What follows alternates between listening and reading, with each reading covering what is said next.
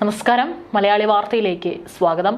ഒരു അപകടം സംഭവിച്ചപ്പോൾ ആദ്യം തന്നെ മന്ത്രിമാർ ചെയ്തത് തങ്ങളുടെ കൈകൾ ശുദ്ധമാക്കുക എന്നുള്ളതാണ്. എവിടെയും ക്യാപ്സ്യൂളുകൾ നിരത്തി പതിവുള്ള മന്ത്രിമാരാണിത്.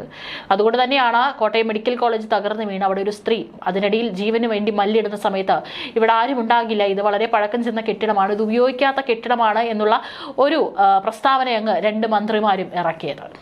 കോട്ടയം മെഡിക്കൽ കോളേജ് ആശുപത്രിയിലെ 14-ാം വാർഡ് പൊളിഞ്ഞുണ്ടായ അപകടത്തിൽ ഒരു മരണമാണ് സംഭവിച്ചിരിക്കുന്നത്. കുറച്ച് ദിവസമായിട്ട് ആരോഗ്യരംഗത്ത് നടക്കുന്ന പല പ്രശ്നങ്ങളും ഇവിടെ വലിയ ചർച്ചയും വിവാദമാവുകയാണ്. അതൊക്കെ നമ്മൾ കാണും കേൾക്കുകയും ചെയ്യുന്നുണ്ട്. അതിനിടയിലാണ് ഇപ്പോൾ കോട്ടയം മെഡിക്കൽ കോളേജിൽ ഒരു കെട്ടിടം തകർന്നു വീണ ഒരു സ്ത്രീ മരിച്ചിരിക്കുന്നത്. അപകടം നടന്ന ഏകദേശം 2-2.5 മണിക്കൂറുകൾക്ക് ശേഷമാണ് കെട്ടിടാവശിഷ്ടങ്ങൾക്കിടയിൽ നിന്ന് രക്ഷാപ്രവർത്തകർ സ്ത്രീയുടെ മൃതദേഹം കണ്ടെത്തിയത്. തലയോലപ്പറമ്പ് സ്വദേശിനി ബിന്ദു 52 വയസ്സാണ് മരിച്ചത്. കെട്ടിടാവശിഷ്ടങ്ങൾക്കിടയിൽ നിന്ന് പുറത്തെടുത്ത് അല്പസമയത്തിനകമാണ് ബിന്ദു മരിച്ചത്. പുറത്തെടുത്തപ്പോൾ ബിന്ദുവിന് ബോധമില്ലായിരുന്നു. തുടർന്ന് അത്യാഹിത വിഭാഗത്തിലെത്തിച്ച് അടിയന്തര ചികിത്സ ലഭ്യമാക്കിയെങ്കിലും രക്ഷിക്കാനായില്ല. തകർന്നു വീണ കെട്ടിടത്തിലെ ശൗചാലയത്തിലേക്ക് പോയ അമ്മ തിരികെ വന്നില്ലെന്നും ഫോൺ വിളിച്ചിട്ട് എടുക്കുന്നില്ലെന്നും ബിന്ദുവിന്റെ മകൾ പറഞ്ഞിരുന്നു. ഇതോടെയാണ് JCB എത്തിച്ച് അഗ്നിരക്ഷാ ഉദ്യോഗസ്ഥരും പോലീസും കെട്ടിടാവശിഷ്ടങ്ങൾക്കിടയിൽ വിശദമായ തിരച്ചിൽ ആരംഭിച്ചത്. തുടർന്നാണ് 1 മണിയോടെ ഇവരെ കണ്ടെത്തിയത്. മകളുടെ ചികിത്സയ്ക്കായാണ് ബിന്ദു ആശുപത്രിയിലെത്തിയത്. ഇന്ന് രാവിലെ ഏകദേശം 11 മണിക്ക് ശേഷമാണ് കോട്ടയം മെഡിക്കൽ കോളേജ് ആശുപത്രിയിലെ 11-14 വാർഡുകൾ ഉണ്ടായിരുന്ന കാലപ്പഴക്കം ചെന്ന കെട്ടിടം ഇടിഞ്ഞു വീണത്. കെട്ടിടത്തിന്റെ ശൗചാലയത്തിന്റെ ഭാഗമാണ് പൊളിഞ്ഞു വീണത്. അപകടത്തിൽ ഒരു കുട്ടി ഉൾപ്പെടെ 3 പേർക്ക് പരിക്കേറ്റിരുന്നു. തകർന്നു വീണ കെട്ടിടത്തിനുള്ളിൽ ആരും കുടുങ്ങിക്കിടക്കുന്നില്ലെന്നായിരുന്നു പോലീസിന്റെയും അധികൃതരുടെയും പ്രാഥമിക നിഗമനം. എന്നാൽ കുറച്ചു നേരം കഴിഞ്ഞപ്പോൾ അമ്മയെ കാണാനില്ലെന്ന് പറഞ്ഞ് ബിന്ദുവിന്റെ മകൾ പരാതിപ്പെട്ടതോടെയാണ് വിശദമായ പരിശോധന ആരംഭിച്ചത്. ഒരുപക്ഷെ ആദ്യമേ തന്നെ ഇത്തരത്തിലൊരു സംശയം തോന്നി, കെട്ടിട അവശിഷ്ടങ്ങൾ മാറ്റി പരിശോധിക്കാൻ ഒരുപക്ഷെ അപ്പോൾ തോന്നിയിരുന്നെങ്കിൽ ജീവൻ രക്ഷിക്കാമായിരുന്നു എന്നുള്ള വിമർശനമാണ് ഇപ്പോൾ ജനങ്ങളടക്കം ഉന്നയിക്കുന്നത്. ആദ്യ കുറച്ച് മണിക്കൂറുകൾ അങ്ങനെ പോയി ആരും ഉണ്ടാകില്ല എന്നുള്ളൊരു പ്രാഥമിക നിഗമനത്തിലേക്ക് എത്തിയതാണ് ഇത്തരം രക്ഷാപ്രവർത്തനം വൈകുവാനുള്ള ഒരു കാരണമായത്. അതിനുശേഷം സ്വന്തം മകൾ തന്നെ അമ്മയെ കാണാനില്ല, അമ്മ ആ ഭാഗത്തേക്ക് പോയിരുന്നു എന്ന് സംശയം ഉന്നയിച്ച് വരികയും തുടർന്നാണ് അധികൃതർ വളരെ വേഗത്തിൽ തന്നെ JCB ഉപയോഗിച്ച് നടത്തിയ പരിശോധനയിൽ ബിന്ദുവിന്റെ മൃതദേഹം ലഭിച്ചത്. മൃതദേഹം ആദ്യമൊന്നും ആരുടേതായിരുന്നെന്ന് തിരിച്ചറിഞ്ഞിരുന്നില്ല. രക്ഷാപ്രവർത്തനം വൈകിയെന്ന ആരോപണമായി നാട്ടുകാരും ആശുപത്രിയിലെ രോഗികളുടെ കൂട്ടിരിപ്പുകാരും രംഗത്ത് വന്നിരുന്നു. രക്ഷാപ്രവർത്തനം വൈകിയെന്ന് സ്ഥലത്തെത്തിയ ചാണ്ടി ഉമ്മൻ MLAയും ആരോപിച്ചു. സ്ഥലത്ത് പ്രതിഷേധം ഇപ്പോഴും ശക്തമാണ്. നമ്പർ 1 കേരളം, ആരോഗ്യരംഗത്ത് പ്രത്യേകിച്ച് നമ്പർ 1 ആണെന്ന് പറഞ്ഞ് ഘോരഘോരം പ്രസംഗിക്കുന്ന നമ്മുടെ കേരളത്തിലാണ് ഇന്ന് ഇത്തരത്തിലൊരു സംഭവം നടന്നിരിക്കുന്നത്. അപകടത്തിന് ശേഷം തലയോലപ്പറമ്പ് സ്വദേശി ബിന്ദുവിനെ കാണാതായതായി ഭർത്താവ് വിശ്രുതനും പറഞ്ഞിരുന്നു. 14-ാം വാർഡിലെ ശുചിമുറിയിൽ കുളിക്കാനായി ബിന്ദു പോയതായി ഭർത്താവിനും വിവരമുണ്ടായിരുന്നു. ഇവരുടെ മകൾ ട്രോമ കെയറിൽ ചികിത്സയിലാണ്.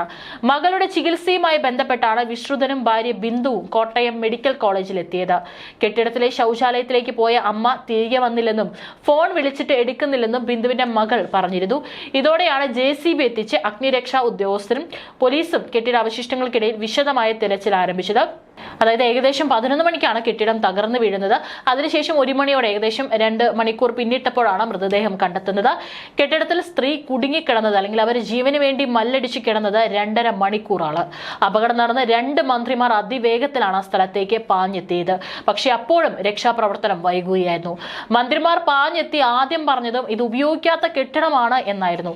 സർക്കാരിനും തങ്ങൾക്കും പരിക്കേൽക്കാതിരിക്കാനുള്ള മാർഗമാണ് അവിടെ എത്തിയ മന്ത്രി VN വാസവനും നടത്തിയത്.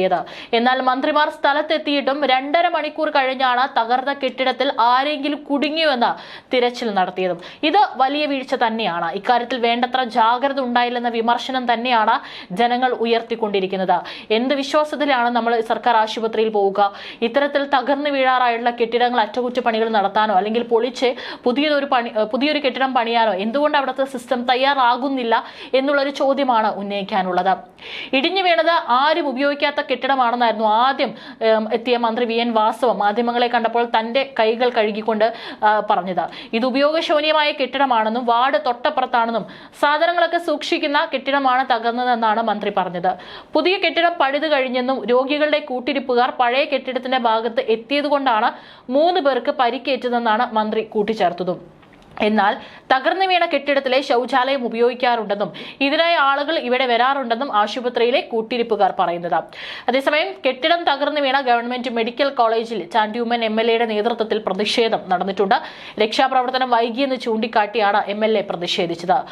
ആളൊഴിഞ്ഞ് കെട്ടിടമെന്ന് പറഞ്ഞ് തെറ്റിദ്ധരിപ്പിച്ചെന്നും ചാണ്ടി ഉമ്മൻ പറഞ്ഞു. തെറ്റായ വാർത്തകൾ പരത്താൻ ശ്രമിച്ചു. രക്ഷാപ്രവർത്തനം വൈകിയതിന് കാരണം ഇതാണ്. അപകടമുണ്ടായപ്പോൾ തന്നെ രക്ഷാപ്രവർത്തനത്തിലുള്ള ശ്രമങ്ങൾ വേണ്ട രീതിയിൽ കൈകാര്യം ചെയ്തില്ല. ആരും പ്രശ്നമുണ്ടാക്കാൻ വന്നതല്ലെന്നും ചാണ്ടി ഉമ്മൻ പറഞ്ഞു.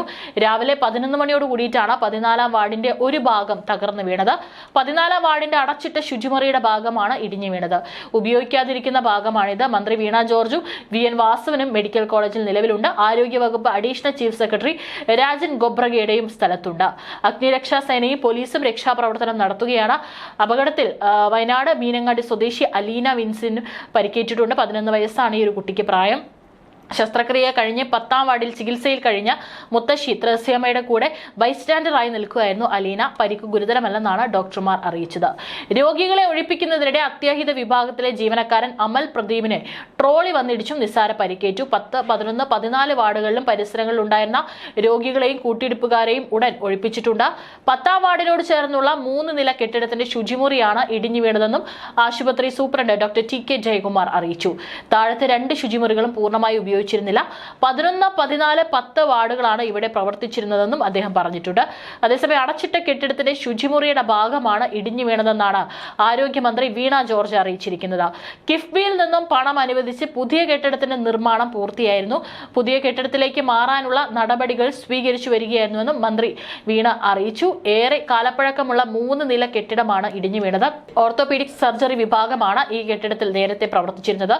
ശുചിമുറിയും ഈ കെട്ടിടത്തിലാണ് ഉണ്ടായിരുന്നത്. കൂടുതൽ ആളുകൾ ഇല്ലാതിരുന്നതിനാലാണ് വൻ ദുരന്തം അവിടെ ഒഴിവായത്. അപകട സ്ഥലത്ത് ആരോഗ്യമന്ത്രി വീണ ജോർജും മന്ത്രി VN വാസവനും വേഗം തന്നെ എത്തിയിരുന്നു. പക്ഷേ അവർ പറഞ്ഞത് ഇതിൽ ആളുകളൊന്നുമില്ല, ഇവിടെ ആളുകളൊന്നും പോകുന്ന കെട്ടിടമല്ല എന്നായിരുന്നു ആദ്യം പറഞ്ഞിരുന്നത്. ഏതായാലും കെട്ടിടത്തിന് ഏറെ കാലപ്പഴക്കമുണ്ട്. മാത്രമല്ല മുൻപ് ഓർത്തോപീഡിക്സ് സർജറി വിഭാഗമാണ് ഇവിടെ പ്രവർത്തിച്ചിരുന്നത്. ഇവിടെ ശുചിമുറിയും അടങ്ങുന്ന കെട്ടിടമാണിത്. വലിയ ശബ്ദത്തോടെ കെട്ടിടം ഇടിഞ്ഞു വീഴുകയായിരുന്നു എന്നാണ് ദൃക്സാക്ഷികൾ പറയുന്നത്. കെട്ടിടത്തിനുള്ളിൽ ആരും കുടുങ്ങിക്കിടക്കുന്നില്ലെന്നായിരുന്നു പോലീസിന്റെ പ്രാഥമിക നിഗമനം. അതുകൊണ്ടൊക്കെ തന്നെയാണ് കുറച്ചു നേരത്തേക്ക് രക്ഷാപ്രവർത്തനം വൈകിയതും. അതേസമയം തന്നെ മുഖ്യമന്ത്രിയുടെ നേതൃത്വത്തിൽ 4 ജില്ലകളിൽ സർക്കാർ പദ്ധതികളുടെ അവലോകന യോഗം കോട്ടയത്ത് വെച്ച് നടക്കവെയാണ് മെഡിക്കൽ കോളേജിലെ അപകടം സംഭവിച്ചിരിക്കുന്നത്. മുഖ്യമന്ത്രി പിണറായി വിജയന്റെ നേതൃത്വത്തിൽ ജില്ലയിൽ മേഖലാതല വികസന അവലോകന യോഗം നടക്കുന്ന സമയത്താണ് കോട്ടയം മെഡിക്കൽ കോളേജിൽ അപകടം ഉണ്ടാകുന്നത്. കോട്ടയം, ഇടുക്കി, എറണാകുളം, ആലപ്പുഴ ജില്ലകളിലെ വിവിധ സർക്കാർ പദ്ധതികളുടെ പുരോഗതി അവലോകനം ചെയ്യാനാണ് യോഗം സംഘടിപ്പിച്ചത്. വിവിധ മന്ത്രിമാർ, ചീഫ് സെക്രട്ടറി, 4 ജില്ലകളിലെ കലക്ടർമാർ തുടങ്ങിയവരാണ് മെഡിക്കൽ കോളേജിൽ നിന്ന് 5 കിലോമീറ്റർ അകലെ തെള്ളകം DM കൺവെൻഷൻ സെന്ററിൽ ചേർന്ന് യോഗത്തിൽ പങ്കെടുത്തിരുന്നത്. അപകട വിവരമറിഞ്ഞ ഉടൻ മന്ത്രിമാരായ VN വാസവൻ, വീണ ജോർജ്, ആരോഗ്യവകുപ്പ് അഡീഷണൽ ചീഫ് സെക്രട്ടറി ഉൾപ്പെടെയുള്ളവർ ആശുപത്രിയിൽ എത്തിയിട്ടുണ്ടായിരുന്നു. ആദ്യം തന്നെ അപകടം നിസ്സാരവൽക്കരിക്കാനുള്ള ശ്രമമാണ് മന്ത്രിമാരും മെഡിക്കൽ കോളേജ് അധികൃതരും നടത്തിയത്.